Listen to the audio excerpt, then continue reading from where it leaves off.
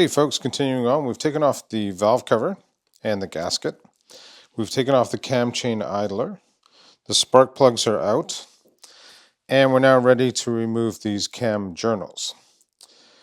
This is cylinder number 1, cylinder number 2, 3, and 4. This is your exhaust valve side and your intake valve side. Now when doing this, it's really important that the cam journals are kept together. So we don't want to swap bearings between positions because they've worn in together.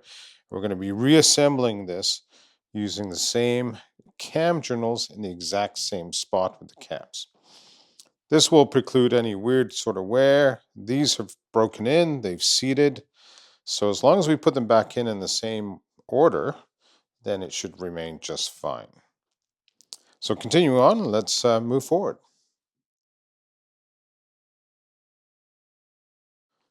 So the next thing we have to remove is the cam chain tensioner, which is this particular bolt right here. And it applies a pressure to the chain to keep it tight as it wears. This is hard to get to.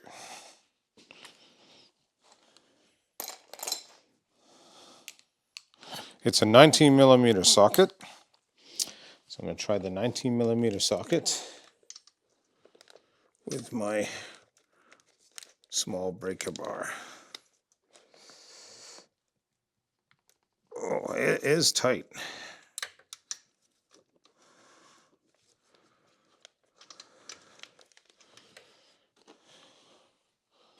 Try it from this side.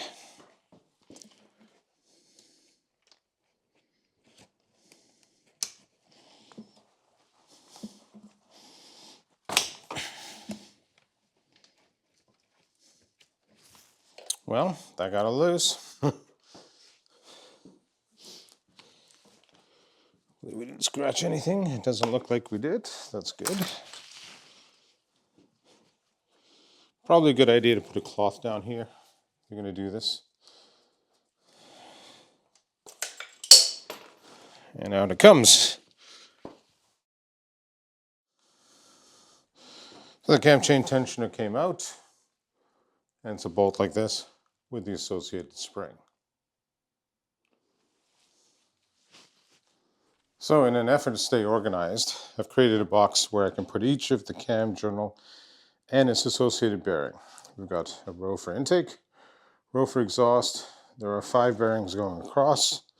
So number 5 up here, intake and exhaust the same way.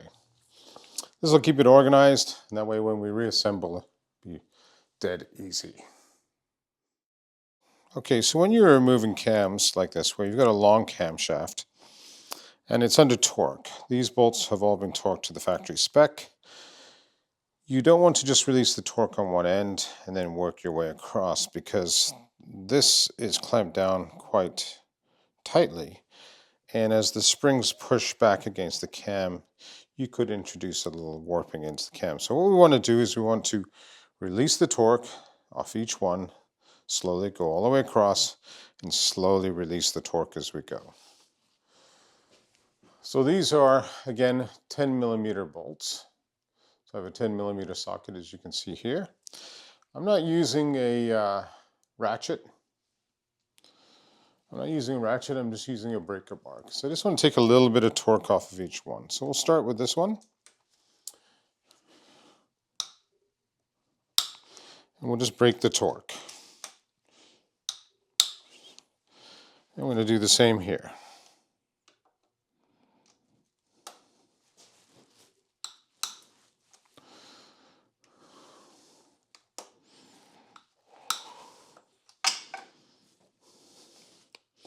Again, if you're concerned about scratching your frame, as we just heard, you can always add a blanket.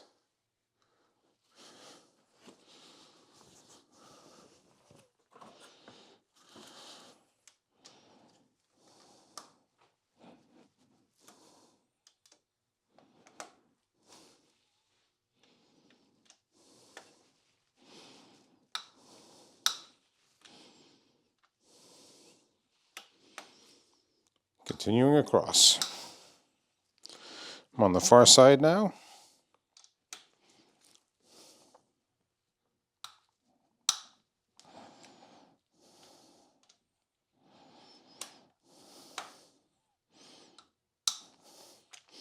Good, so we've now loosened the torque all the way across on the intake camshaft. So we'll continue now. Now that the primary torque has been released, we can loosen them off all the way across. Again, once they're loose, then it's no problem taking them off all the way across.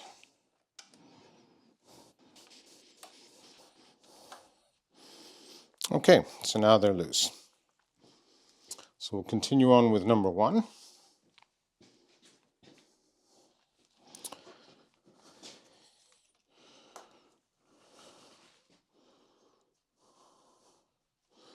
Not really finger loose yet.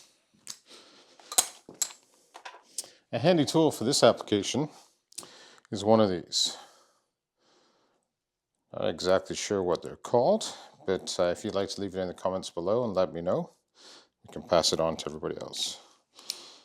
This snaps into the end of your extension, and it makes manually undoing bolts a lot faster, as you can see.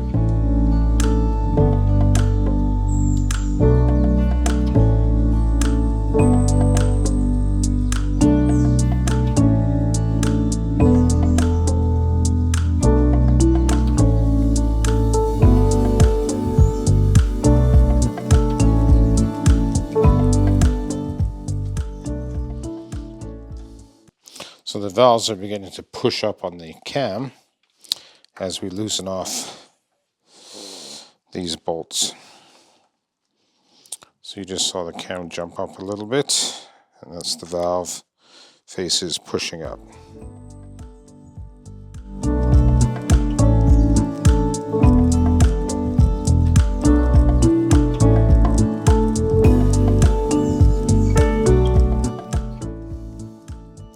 Now, another thing you can do if you're a little unsure and you want to make sure that these don't get out of order is you can take a Sharpie and just put a little number 1 on there. 1 and even a 1I. 1 intake. That will let us know which one this is for. Okay, that bolt is loose. And this bolt is loose. So we'll take the bolts out. And the cam channel.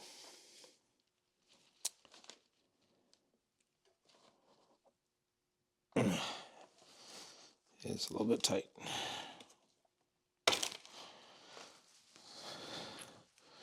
So what I did there is it has a sleeve in here to hold it on. I used the screw to pull it off. It didn't scratch the cam. And you can see that there is in fact, no bearing. These cam journals have the bearing face machined directly into them. So that's pretty surprising actually for Suzuki. I thought they would have a bearing here, but then, hey, you live and learn.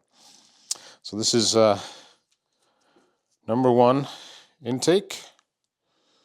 We'll put the bolts in it and put it in the number 1 intake spot in my box. I prefer to work ends in. So the next one I'm going to take off is the number 4 intake at the far end. So here I am working at the number 4 intake, which is here. It's on the intake side. Number 4, loosening these bolts off. Now, some people use a small rubber mallet to take these off, and that will work. Right now I'm just kind of loosening it. This one doesn't want to come off. So we'll let the spring pressure do its bit. We'll loosen this one off now. This is pretty tight. So we're working on number 3 now. Loosening it off. This one's sitting pretty tight, so loosening this off will allow the springs to apply more pressure to the camshaft and push this up. You don't want to hammer on these. They get warped. It's not a good thing. And we'll loosen off the cam one in the middle. Actually, let's go on the end in. All right, so number 2 is the one I'm loosening. It's pretty tight, so we'll get it loosened right off.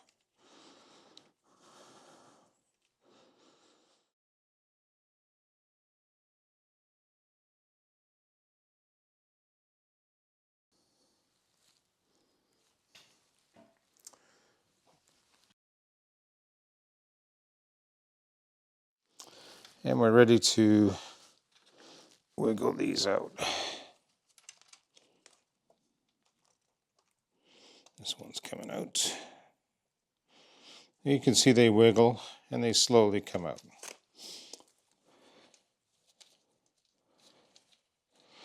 This side of the cam has been pushed up, so this one is loose. It's ready to come out, as is this one. So this is number 2 intake. So we'll take it out, put it in number 2 intake. It's number 3 intake.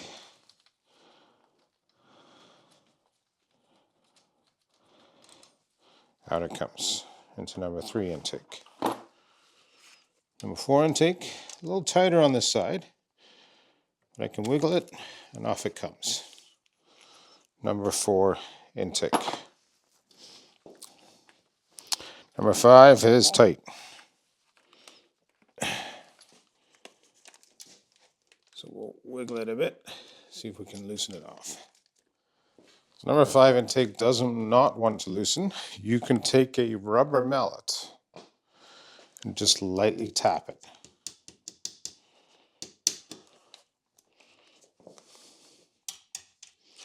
Take the screws out. It's number 5 intake.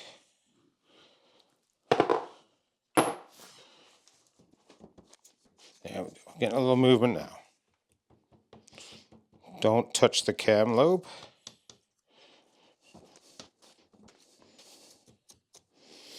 Now you could try prying it up. Some people will do that, but a little bit of patience, a little bit of wiggling. Don't want to damage any surfaces.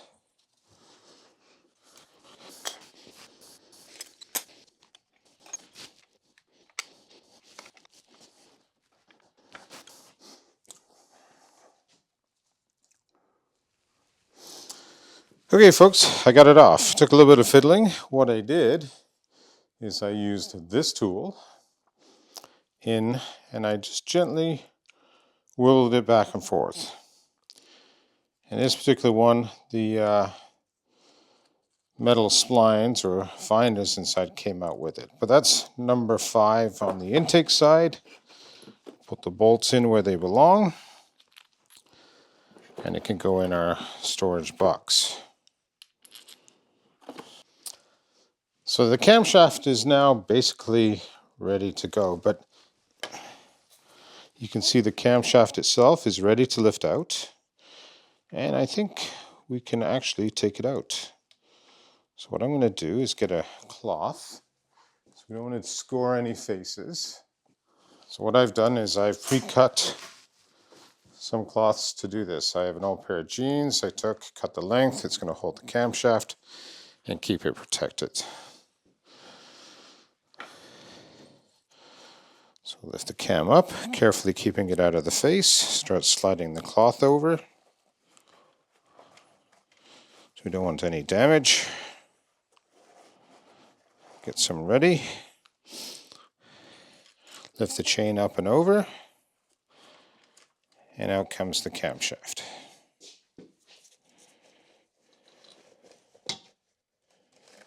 Gently. There we go.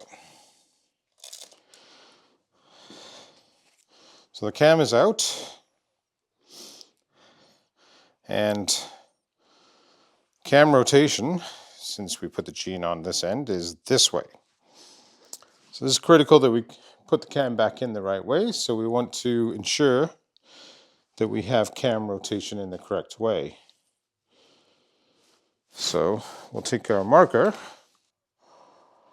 showing rotation. So as the crank spins, the cam spins this way. You could also put a number 1 on here somewhere. It'll wear off anyways. So you can put a number 1 up here and that'll tell. And then as you can see here, I put a couple of arrows on to show the rotation of the crank. So now I'll case the cam in the gene cloth to protect its face. It looks good. So there it is. It's fully encased in the gene. I'm going to put it inside a plastic bag for safekeeping. So procedure for the exhaust valve is exactly the same now. There is one consideration when the exhaust camshaft comes out. You don't want to let this fall down, the cam chain. So you need to find some way of holding it up. Generally, what I will do is I will put zip ties around it and zip tie it to this frame member to hold it in position. It will have to be undone from the zip ties when we pull the head. But in the meantime, it'll keep it out of the way. You can let it fall in. It just means you'll have to fish it out. Once the head is off, it's not that hard to fish out. It's easy to get out once the head has been taken off, you know, the cylinder block.